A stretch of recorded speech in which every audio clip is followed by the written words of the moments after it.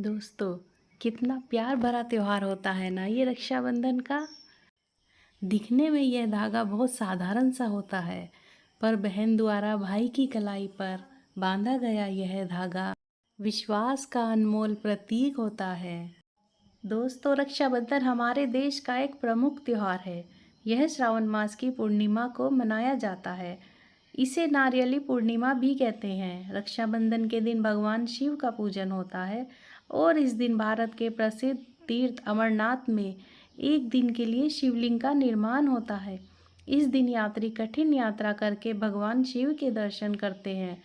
रक्षाबंधन अथवा राखी का त्यौहार भाई बहन को स्नेह की डोर से बांधे रखता है। इस दिन बहन अपने भाई को राखी बांधती है और उसके जीवन की मंगल कामना करती है। भाई अपनी बहन को रक्षा का वचन देते हैं। रक्षाबंधन के दिन घर के प्रमुख द्वारों के दानों और श्रवण कुमार के चित्र बनाकर खीर से पूजा करते हैं। इस दिन भगवान के घर के द्वार के कलश के व वाहन के भी राखी बांधते हैं। रक्षाबंधन के दिन भाई बहन प्रातःकाल स्नान करके भगवान की पूजा करते हैं। उसके बाद रोली मोली कुमकुम चंदन चावल और दीपक रखकर थाल सजाते हैं। इससे थाल में राखियाँ नारियल और मिठाई रखकर बहन अपने भाई को तिलक लगाकर राखी बांधती है। भाई अपनी बहन को रक्षा का वचन देता है और उपहार भी देता है। रक्षाबंधन की पहली कहानी है राजा बलि और माता लक्ष्मी की कथा। रक्षाबंधन की एक पौराणिक कथा भगवान विष्णु, देवी लक्ष्मी और राजा बलि से जुड़ी हुई है। असुरों का राजा बलि 100 यज्ञ पूर्ण करके अजय हो गया। धरती पर अपना साम्राज्य स्थापित कर वह स्वर्ग का सिंहासन प्राप्त करने की तैयारी करने लगा। यह ज्ञात होने पर देवराज इंद्र चिंतित हो गए और भगवान विष्णु की शरण में पहुँचे। इंद्र ने भगवान विष्णु से स्वर्ग का सिंहासन बचाने की प्रार्थना की। तब वामन अवतार धारण कर भगवान विष्णु राजा बलि के दरबार में गए और उनसे भिक्षा की याचना की। राजा बलि दानवीर था। उसने वामन अवतार भगवान विष्णु को वचन दिया कि वह भिक्षा में जो भी मांगेगा उसे प्रदान किया जाएगा। भगवान विष्णु ने भिक्षा में 3 पग भूमि मांग ली। राजा बलि ने अपना वचन निभाते हुए वामन अवतार भगवान विष्णु को 3 पग भूमि दान में प्रदान कर दी और कहा कि वह 3 पग भूमि नाप ले। भगवान विष्णु ने पहले पग में पृथ्वी को नाप लिया और दूसरे पग में स्वर्ग को। तीसरे पग से पूर्व ही राजा बलि भाप चुका था कि उसके समक्ष उपस्थित वामन कोई साधारण व्यक्ति नहीं है। उसने अपना शीश वामन रूपी भगवान विष्णु के आगे झुका दिया और उनसे तीसरा पग अपने शीश पर रखने का निवेदन किया। भगवान विष्णु ने वैसा ही किया। इस तरह राजा बलि अपना संपूर्ण राज्य गंवाकर पाताल लोक में रहने को विवश हो गया। पाताल लोक जाने से के पूर्व राजा बलि की प्रार्थना पर भगवान विष्णु अपने वास्तविक रूप में आए। वे बलि की दान पूर्णता देख अत्यंत प्रसन्न थे। उन्होंने उससे वर मांगने को कहा। राजा बलि ने कहा, भगवान, मेरा तो सर्वस्व चला गया है। मेरी आपसे बस यही प्रार्थना है कि आप हर घड़ी मेरे समक्ष रहें। भगवान विष्णु ने तथास्तु कहा और राजा बलि के साथ पाताल लोक चले आए। वैकुंठ में भगवान विष्णु की प्रतीक्षा कर रही देवी लक्ष्मी को जब यह सूचना मिली तो वे चिंतित हो उठी। उन्होंने नारद मुनि को बुलाकर मंत्रणा की और इस समस्या का तोड़ पूछा।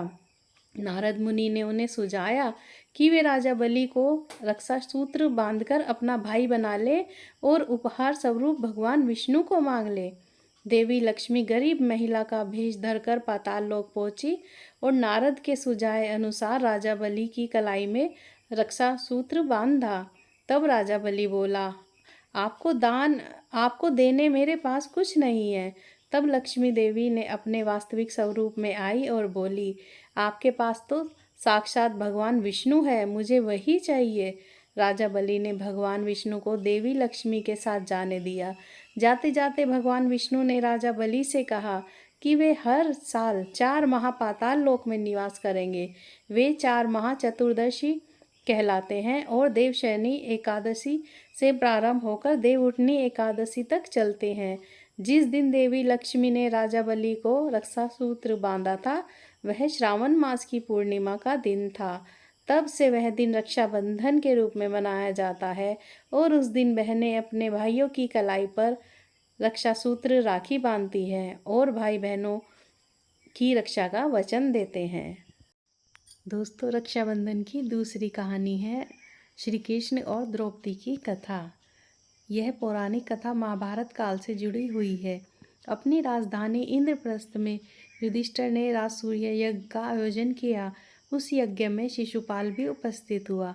यज्ञ के दौरान शिशुपाल ने भगवान श्री कृष्ण का अपमान किया और श्री कृष्ण ने सुदर्शन चक्र से शिशुपाल का वध कर दिया।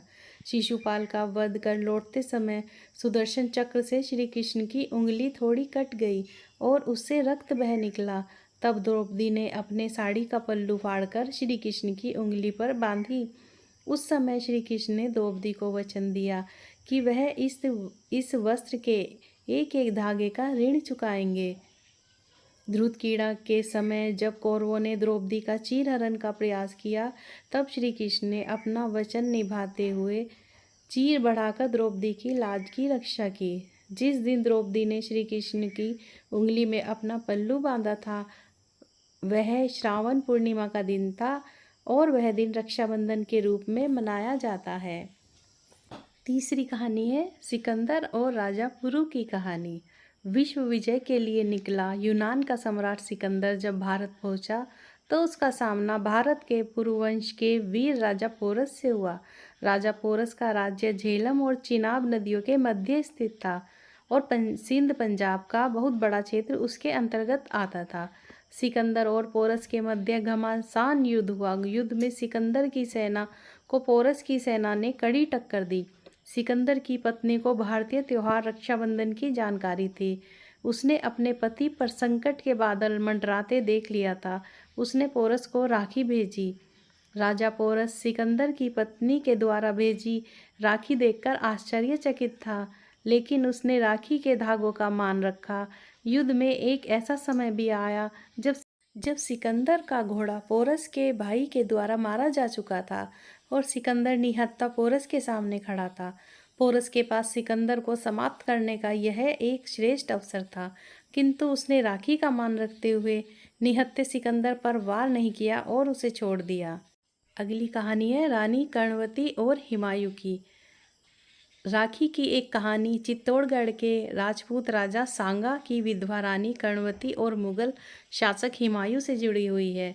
राजस्थान में यह प्रथा है कि जब राजपूत राजा युद्ध पर जाते तो महिलाएं उनके माथे पर कुमकुम का तिलक करती और कलाई पर रेशम का रक्षा सूत्र बांधती।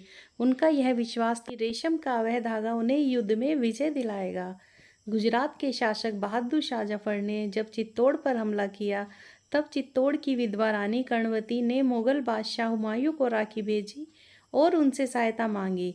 उस समय हुमायूं बंगाल पर चढ़ाई के लिए जा रहे थे, लेकिन राखी मिलते ही वे अपने बंगाल अभियान को छोड़ रानी कर्णवती की सहायता के लिए चित्तौड़ रवाना हो गए।